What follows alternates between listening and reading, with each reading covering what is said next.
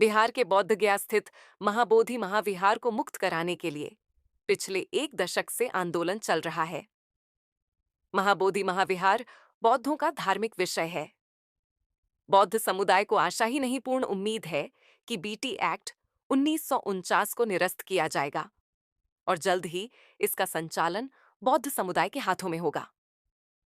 प्रथमतया अनागरिक धम्मपाल के बाद इस आंदोलन की बागडोर भदंत आर्य नागार्जुन सुरई ससाई ने संभाली, लेकिन मई 2025 से इस आंदोलन ने नए सिरे से रफ्तार पकड़ दी। वर्तमान में यह आंदोलन शहरों से निकलकर गांवों तक पहुंच गया है। मध्य प्रदेश, छत्तीसगढ़ और महाराष्ट्र से लेकर बिहार तक अब यह आंदोलन जन आंदोलन में बदल चुका है। लोग सड़कों पर उतर रहे हैं और बीटी एक्ट का विरोध प्रदर्शन कर रहे हैं।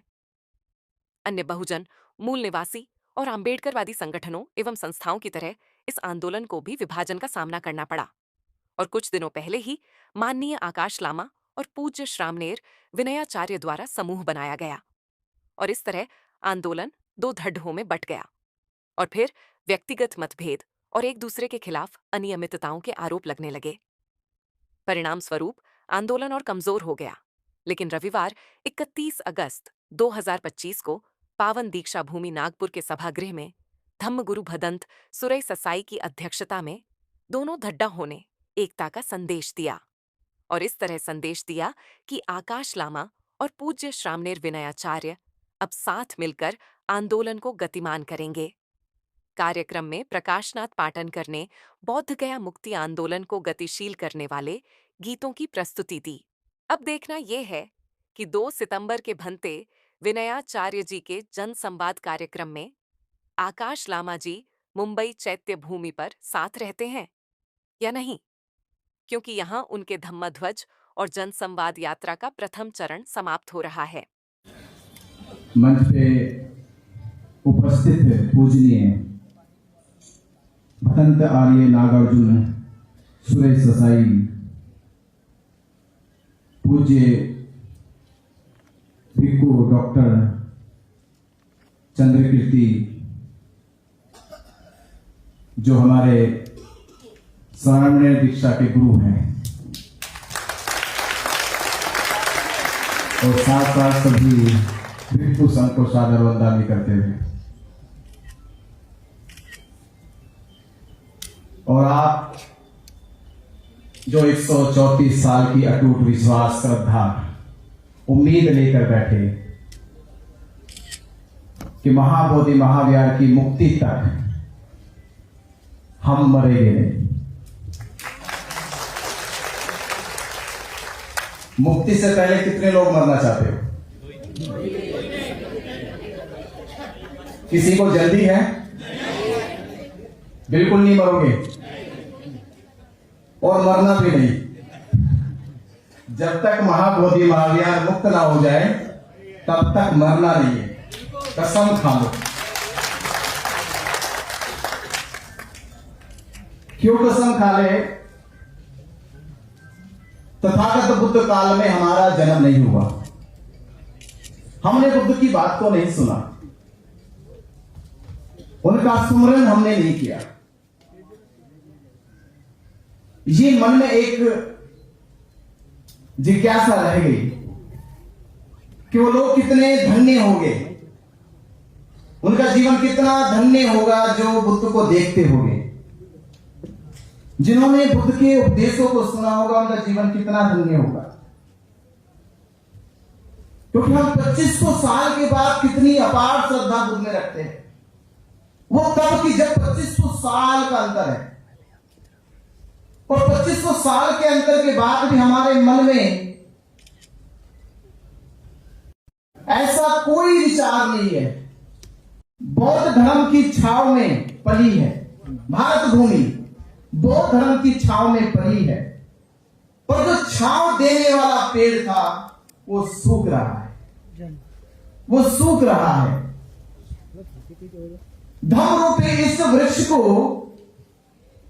कोई पानी डाले, कोई इसे हरा भरा करे।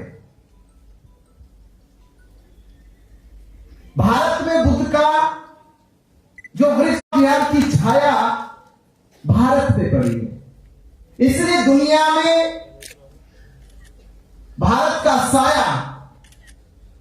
की छवि सबसे अद्भुत है, सबसे अनूठी है। तो बुद्ध काल में हमारा जन्म नहीं हुआ, ये कमी खलती थी, पर आज महसूस होता है और ये फक्र होने लगा, गर्व होने लगा कि जिस पवित्र धरती पर सिद्धार्थ महाबोधि महाविहार की नींव रखी, उसी महाबोधि महाविहार की मुक्ति का हमको जिम्मा मिला।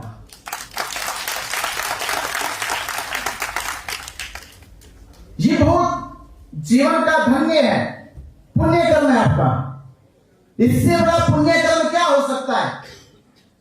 एक बौद्ध के लिए,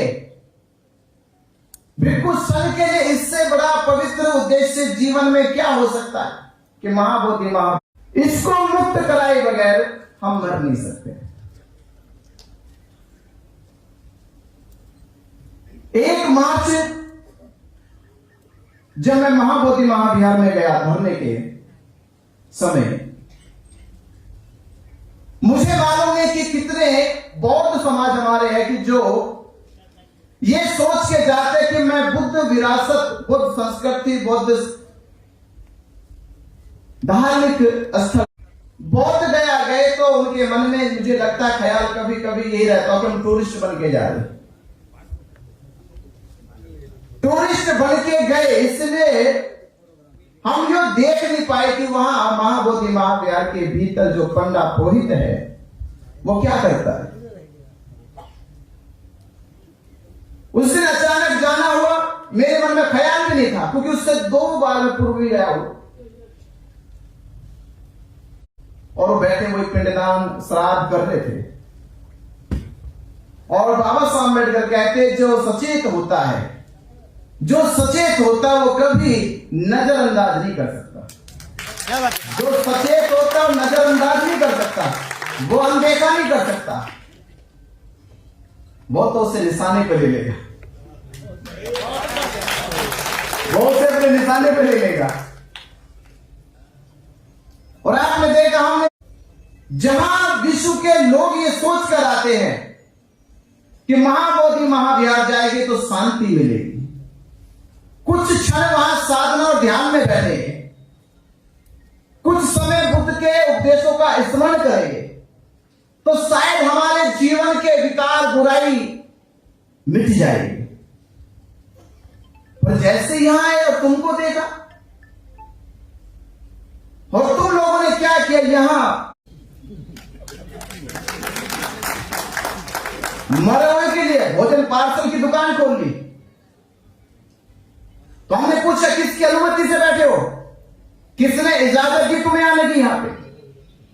थोड़ा तो ख्याल कर लेते, थोड़ा तो ख्याल करते कि यहां जिंदों को निर्माण किया जाता, मरवे को यहां कोई संबंध नहीं है। थोड़ा तो ख्याल रहता। यहां तो पास में विष्णुपद मंदिर है, वहां क्यों नहीं जाते? वहां क्यों नहीं जाते?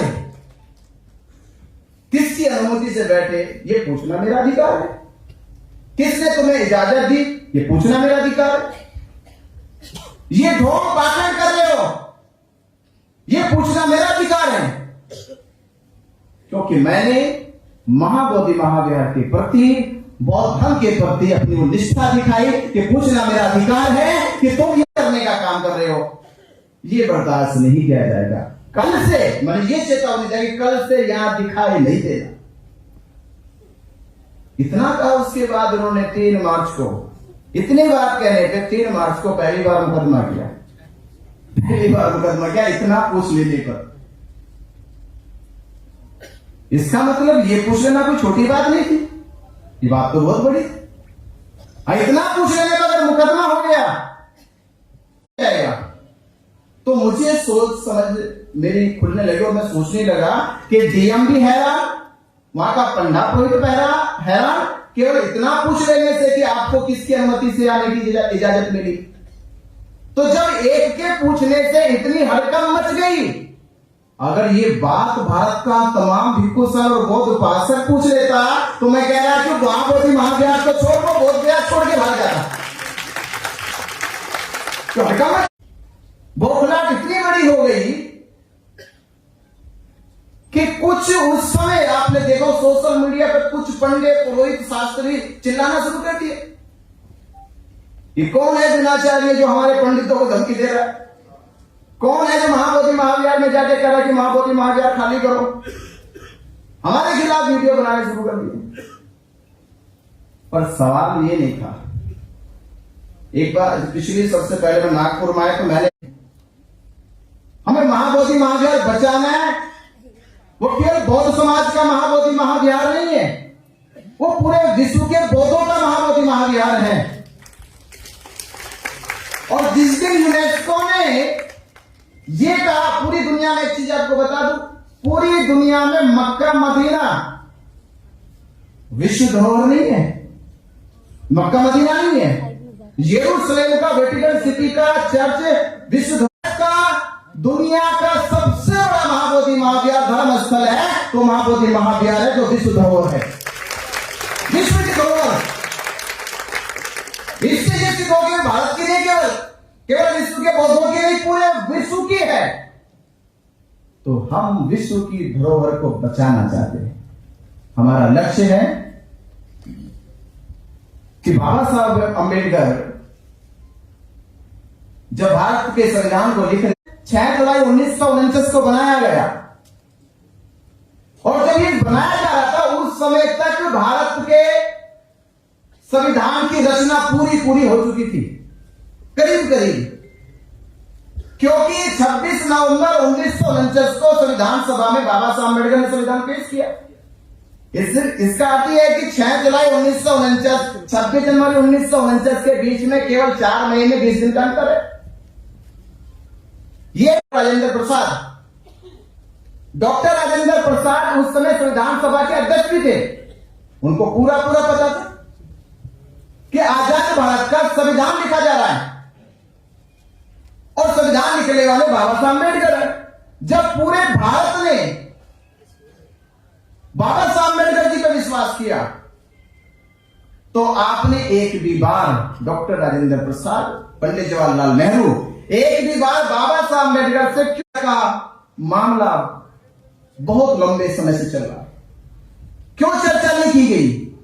इसका मतलब यह है कि षड्यंत्र था पूरा। यह षड्यंत्र था महंत को सरकारी कब्जा दिलाने का। एक तो कब्जा, अवैध कब्जा होता है, एक अवैध कब्जा होता। अवैध कब्जा 4 लोग जाकर उसको बाहर निकाल सकते थे। यह सरकारी कब्जा जो 6 जुलाई 1949 को बीटी एक्ट बना के महंत को सौंपा गया। जो सुरक्षा गार्ड है वो कहने को तो लगता है चेयरमैन है, वो केवल महंत के सुरक्षा गार्ड है कि अगर महंत को कोई कुछ कहे तो वो मुकदमे करते, जेल भेज दे, सुरक्षा गार्ड का काम करते। मुझसे अक्सर पूछते रहे। एक बार मैंने कहीं से वीडियो भेजा, मुझे किसी ने कहा कि बनते जी एक वीडियो में कुछ लोग कह रहे कि आप जब जेल, मैंने कहा दूसरों के करने से कौन कहता है, मैं तो अपने से गया।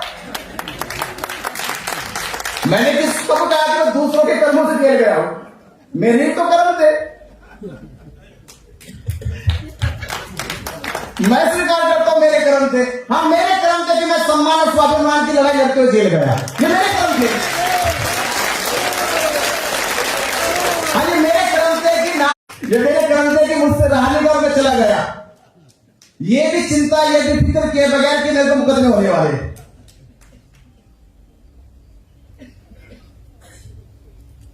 मुकदमे हो गए, जेल चले गए, जेल से बाहर भी आ गए। दुख एक ही बात का था कि भारत पाकिस्तान का युद्ध हो रहा था। जब सरकार के पास ठोस बात थी कि धरना हटा दिया जाए, दबाव बनाया गया पूरा। 9 मई को धरना जिस तरह से पुलिस के सामने जाकर, ये मैं स्वीकार करता हूं कि हाँ, मैंने पुलिस के साथ 2 टूक की, आंखों में आंखें डाल के बोला ये मैंने कि धरना मेरा नहीं है, ये धरना आकाश वर्मा जी का नहीं है, ये धरना किसी विशेष संगठन का नहीं है, ये धरना 134 साल से जो समाज विश्वास उम्मीद किए बैठा है वो उस समाज का धरना है। और ये हटाने का निर्णय मैं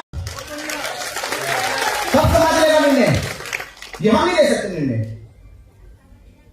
और आप बल्ली हटा के दिखाओ, टेंट हटा के दिखाओ। खैर वो हटा नहीं, और कल अगले दिन उनके अच्छे दिन आ गए कि सीज फायर हो गया। तो अब पुलिस बौखला गई पूरी तरह से। पुलिस इतनी बौखलाई गई, 12 तारीख को सुबह 6 बजे लोग निकालेंगे भाई। कोई भारत पाकिस्तान का युद्ध हो रहा अभी भी? अब तो युद्ध भी नहीं हो रहा, इमरजेंसी भी नहीं है। बोले कि राज्यपाल आ रहा है, मगर आ रहा तो हम क्या करें? हम भी तो आ रहे, वो आ रहे, हम भी आ रहे। पूरे दुनिया से बहुत समाज आ रहे, तो रैली तो निकलेगी, शांति मार्च निकलेगा और महाबोधि महाविहार जाकर महावंदना तो करेगी। ये तो होगा। आपने 3 मार्च को भी किया, मैं तब भी नहीं रोका, अब भी नहीं रोकता, और करो। हमने अपना वादा किया, हमने कहा था कि हम शांति मार्च निकालेंगे, महाबोधि महाविहार जाएंगे, महावंदना करेंगे, पुलिस से जो होता वो करे, हमसे जो होता वो हम करेंगे। और वो हुआ, इससे और को बुला गया। उसको तो बड़े बड़े चैलेंज मिलेंगे, उसको बनाए तो मेरे भाई प्रशासन की एक शक्ति होती है, ताकत होती है, डर नहीं होगा। हमने कहा समाज उतना बड़ा है, जिस समाज ने मान दिया, सम्मान दिया, वो भी जेल से बाहर भी करेगा। उसको उसके हाथ में है। 12 तारीख को राज्यपाल से जबरदस्ती, दुनिया में ऐसा कभी नहीं होता कि बुद्ध पूर्णिमा हो या कोई ईद हो या होली हो, दिवाली हो, उस पर दूसरे काम हो। बुद्ध पूर्णिमा थी तो बुद्ध पूर्णिमा पे किसी को भी बुला के कम से कम बुद्धों की आस्था को ठेस लगे, बुद्धिस्ट लोग झगड़ा करे, धरना दे, राज्यपाल के खिलाफ जाए, उनके ऊपर मुकदमा करे। उस दिन वो चीज भी नहीं की गई, बर्दाश्त की गई। 13 तारीख को जेल इसलिए गए कि वो आपको पता चला गया। जेल जाने के बाद हमने यही चीज कही कि प्रशासन, आपने 2 मान से धरना हटाया है। क्या किया आपने? आपने 15 तारीख को 2 मान से मेरे जाने को हटा दे।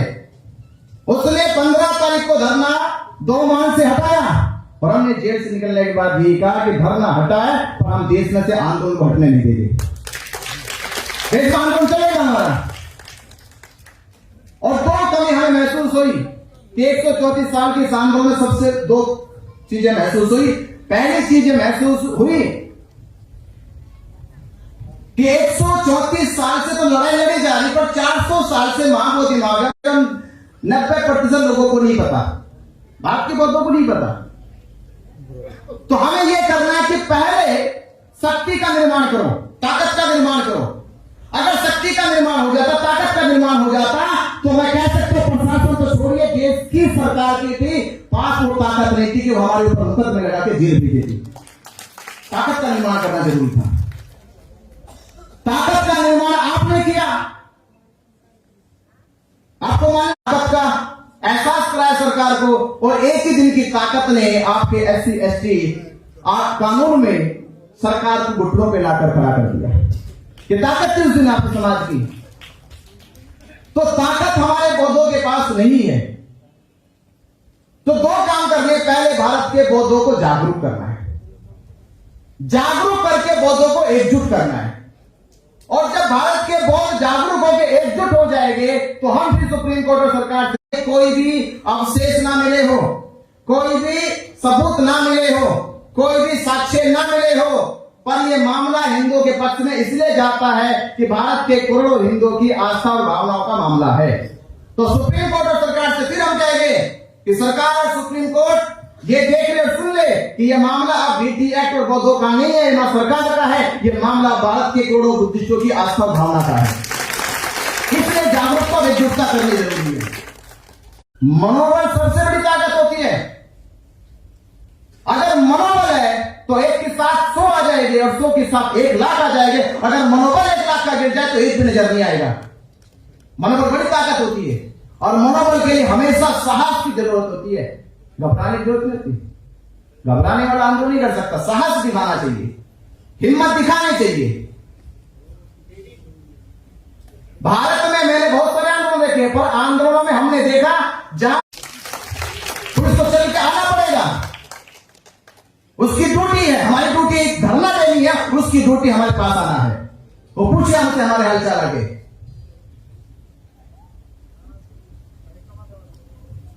एक कहानी मुझे याद है कि जब ये पूरा का पूरा प्रकरण हुआ, तथागत बुद्ध चालिका के लिए निकले अपने भिक्षु संघ के साथ और जा रहे थे सुनसान रास्ते से। तथागत खुद से कहते हैं कि हे तथागत, अभी हमने पास में ये गड्ढा देखा, उस गड्ढे में कंकाल देखा, आप हमें इस कंकाल के विषय में बताए कुछ। बुद्ध ने कुछ नहीं कहा, आगे बढ़ते रहे। एक और गड्ढा आया, संघ ने फिर पूछा, बुद्ध ने फिर कोई जवाब नहीं दिया। बुद्ध आगे बढ़े, तीसरा गड्ढा आया, संघ ने फिर सवाल पूछा, बुद्ध ने फिर कोई जवाब नहीं दिया। आगे बढ़ चले, फिर चौथा गड्ढा आया, संघ ने फिर सवाल पूछा। खोदे गए थे ये 4 गड्ढे, चारों दिशाओं में खोदे गए। और जैसे आज हम इस मई के महीने में इस सुनसान रास्ते से विचरण कर रहे हैं और हमें भी प्यास लग रही है, हो सकता है कि कुछ वर्ष पहले इनको भी प्यास लगी होगी, इनको भी लगा होगा कि कहीं तालाब नदी मिल जाए। तो चारों दिशाओं में अलग अलग चले गए, यहां कोई नदी मिल जाए, कोई कुआं मिल जाए, कोई सरोवर मिल जाए। निराश हो गए, कोई नदी नहीं मिला, कोई तालाब नहीं मिला, कोई कुआं नहीं मिला। तो ये जानते थे कि पानी मिट्टी के नीचे है, इसे खोदा जाए तो पानी निकल सकता है। तो चारों लोगों ने चारों दिशाओं में खोदना शुरू किया। उतनी शक्ति नहीं थी, उतना बल नहीं था कि वो उतनी मिट्टी को खोद सके कि पानी के स्रोत आ जाए। पानी के स्रोत आने से पहले ही उन्होंने खोदते खोदते प्यासी के कारण दम तोड़ दिए, जी बल्कि जिंदगी छिन ली। तो संघ कहता है तथागत, इसके पीछे क्या हमें चलना चाहिए या इससे क्या सीखना चाहिए? तथागत बुद्ध कहते हैं, अगर इन लोगों को उस समय समझ में यह आ जाती कि 4 दिशाओं में किया गया कार्य इनकी मृत्यु का कारण बन गया, 4 जगह गड्ढा खोदा गया, इनकी मृत्यु का कारण बन गया। अगर ये चारों लोग समन्वय बना लेते, इनको प्यास भी बुझा लेते और मरते भी नहीं।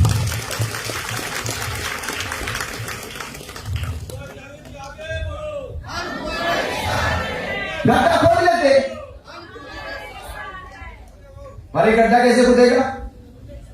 चारों हाथ एक साथ लगने चाहिए, ये चारों हाथ एक साथ लगने चाहिए तो गड्ढा खुदेगा। क्योंकि एक कहावत है कि नदी का उद्गम जब तक समागम ना हो जाए उस दिन से बेनाम है। तो मिलने का अर्थ क्या होता है कि मिल गए तो बेनाम हो गए, मिलना उसे कहते हैं। और जिससे नाम की पड़ी वो मिल नहीं सकता, बेनाम हो जाए वही मिलना है। ये भूल जाए कि उद्गम क्या, माध्यम क्या, क्या हुआ क्या नहीं हुआ, ये भुला दे। तो मुझसे जब पहली बार आयोजक लोगों ने कहा, मैं जब बैनी कहूंगा आयोजक लोग हो गए, उन्होंने मुझे बुलाया और एक आगे बनते जी ऐसे ऐसे होना। हो सकता है आपके मन में सवाल होगा कि बहुत लंबी बात हुई होगी, 10 मिनट की बात, आधे घंटे की बात। अगर आप मेरा उत्तर सुनोगे तो 1 मिनट से भी कम का उत्तर था। 1 मिनट से कम उत्तर कितना हो सकता है? आयोजक को था महाबोधि महाविहार की मुक्ति के लिए और समाज की एकजुटता के लिए। मेरा मान सम्मान कुछ नहीं है, मैं भूल जाऊंगा मेरे साथ क्या हुआ क्या नहीं हुआ, ये सब खत्म। और महाबोधि महाविहार की मुक्ति जरूरी है, समाज की एकजुटता जरूरी है, बात खत्म। ना कोई तर्क, ना कोई शर्त, ना कोई आख्या, ना कोई व्याख्या, कुछ नहीं चाहिए। और जब एक होने की बात होती है, एक प्रोफेसर थे हमारे दिल्ली में, डॉक्टर बीडी जयंत, जिन्होंने मुझे पहली बार पढ़ाया था बौद्ध धर्म के बारे में। वो कहते थे कि मिशन ऐसे होता है जैसे आपके यहां की बड़ी परंपरा कि घर के बाहर जूते उतार के चले जाते हैं, जाते हो कि जूता कितना भी महंगा क्यों ना हो, कितना भी महंगा क्यों ना हो, उसे उतारना क्या पड़ेगा। कितना भी कुछ हो, हुआ कुछ भी हो, ये सब उतार दो और फिर भीतर आ जाओ।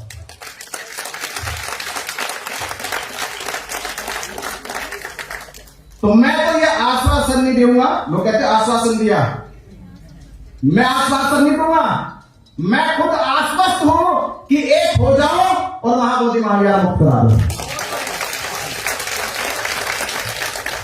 पर ये एक कैसे होते हैं, कैसे एक होते हैं, जैसे तो फिर वो मोती नहीं कहलाते हैं, वो माला कहलाते हैं। मोती भले कितना भी महंगा क्यों ना हो, कितना भी कीमती क्यों ना हो, उससे मोती नहीं कहते, फिर उसे फिर क्या कहते, वो माला है। अब माला बन जाए तो एक हो जाए। आप चाहते माला बने, सब चाहते माला बने या मोती चाहते मोती बने।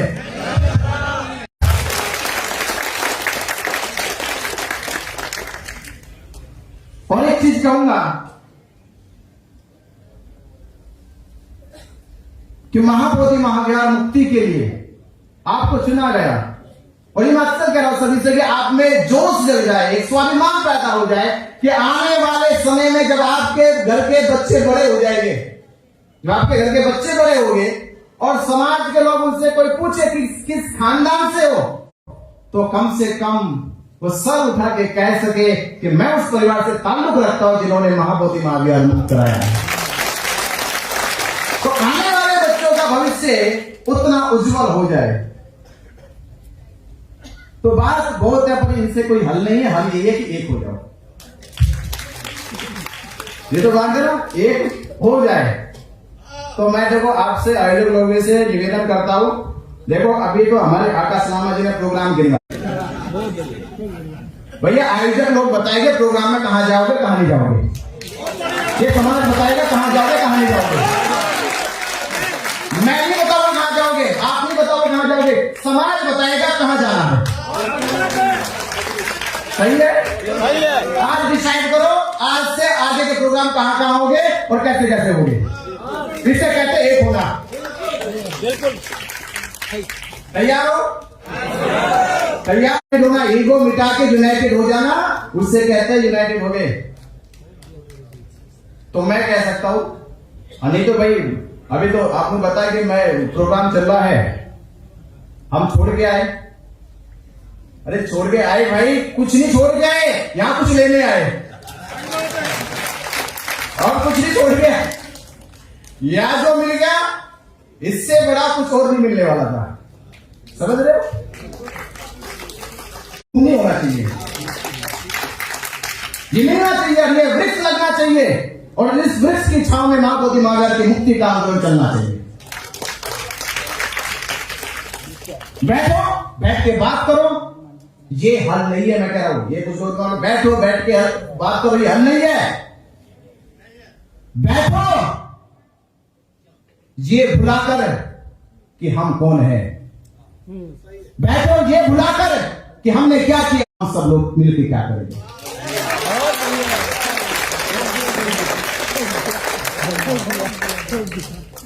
ये सोचना चाहिए हमें, और ये सोचने के लिए 13 तारीख को मालूम है, 13 तारीख को मीटिंग हुई थी, अब नागपुर के लोग थे, महाराष्ट्र के लोग थे, इन्हीं के प्रयास से हुई थी। मैं तो कहता हूं 12 तारीख को बैठे, 12 तारीख को आके आंखों से आंसू टपका टपका गया, भगत जी बहुत दुखी है, तो ये क्या होगा, वहां सुनते थे आंदोलन बहुत बड़ा, बहुत ताकत से चल रहा, यहां के पता चला तो आपको कुछ करो भाई।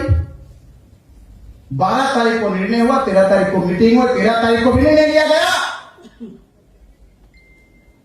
और हमारे आकाश लामा जी ने निर्णय लिया वो कि दिल्ली चले गए, 5 तारीख को धरना प्रदर्शन करेंगे, 6 तारीख को 7 तारीख को पूरे देश के बौद्धों को बुला के मीटिंग करेंगे और उस दिन यूनाइटेड संगठन बना के इस महाबोधि महाविहार का आंदोलन चलाया जाएगा। निर्णय हुआ, बराबर, ये निर्णय लिया गया। अब मुझे बताओ, मेरा तो रोल खत्म हो गया, मैं तो जेल में चला। तो मैं कहता कहूंगा वो काम जो अधूरा उसको पूरा कर दे, जो काम आज भी वो जो अधूरा है उसे पूरा कर दे।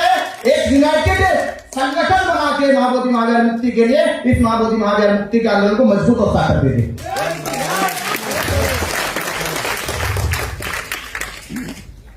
और आपने देखा है ये धरती बदंत नागार्जुन सुरेश से बैठे हैं, जिन्होंने इस आंदोलन खड़ा किया, उनकी अध्यक्षता में ये काम होना चाहिए और सब लोग मिलकर बदंत सुरेश जी की अध्यक्षता में ये काम होना चाहिए।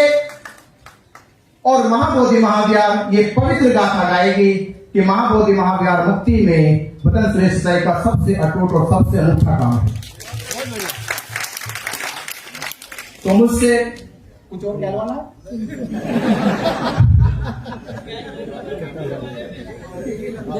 ऑप्शनली, मैं निमंत्रण ऑप्शनली, अगर एक नहीं होते तो भैया 2 सितंबर को माननीय आकाश लामा जी और समाज 2 सितंबर को परम पूज्य बाबा साहब डॉक्टर अम्बेडकर जी की चैत्य भूमि, जहां बाबा साहब की अस्थियों को रखा गया, बाबा साहब की पावन पवित्र अस्थियों को वंदन नमन करने के लिए और संकल्प लेने के लिए, हे बाबा साहब अम्बेडकर, आपने हमें धम्म दिया, हमारा मान बढ़ाया, ये आपके बच्चे आपकी पवित्र अस्थियों को वंदन नमन करके ये संकल्प लेते हैं, हम महाबोधि महाविहार मुक्त करके आपका सम्मान बढ़ाएंगे।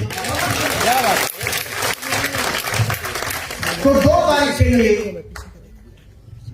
मैं माननीय आकाश लामा जी को आमंत्रित करता हूं कि 2 तारीख को चैत्य भूमि आए।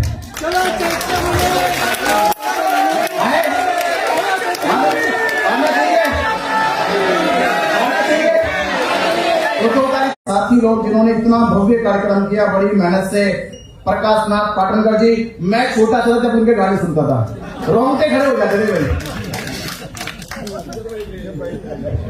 बचपन में मैं गाने सुनता था, तब हमारे यहाँ बुद्धिस्ट परिवार थे 2-3, हम नहीं थे उस समय, पर जब सुनाते थे अभी जैसे लड़काते थे, वो लगता था कि समझो खून नहीं अब आग बह रही है।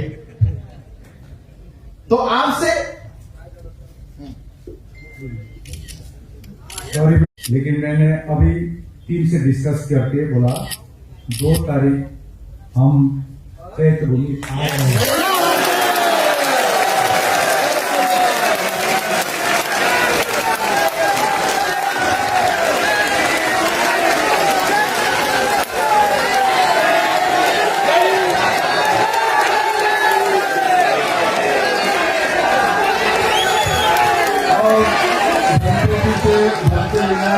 जो निमंत्रण दिया वो भी भंते जी स्वीकार करेंगे, ऐसी घोषणा कर।